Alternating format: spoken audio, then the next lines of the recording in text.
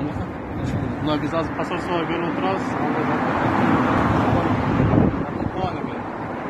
Айта кетсеңиз азыр сизге эмне жардам берет? Биз дайыр жол айтабыз. Биз бул жерге 10 миллион которганы калсаңыз, калп эмес.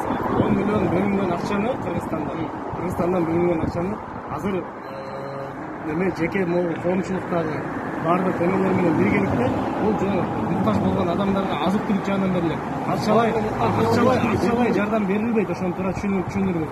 Ошол сиздер кайсы адамдардын, кайсы WhatsApp группадагы өкүлдөрдөн келсеңиздер, туура маалыматты жеткирип кимдерге жардам берилет? Жардамга муктаж болгондорго күнүнө азыр 50-60 үй бүлөгө таратылып атат. Жаңы эле келсек, боюнда бар адам, түшүнүп атабыз. Инвалид адамга беребиз дейт. Бизге окшогондорго беребиз. Сиз мага сөз берсеңиз, мына бу жерде 7 область биримдиги бар.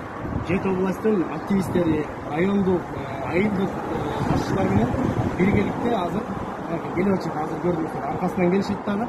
Ошол тизмелер бар. Ар бир кайрылганда чындыгында муктаж болгондорго, муктаж болгон жарандарга даректери, телефондору баардыгы жазылса, чалып, текшерип, ошол жерден анан пакет менен муктаж азык-түлүктөрдү жеткирилет.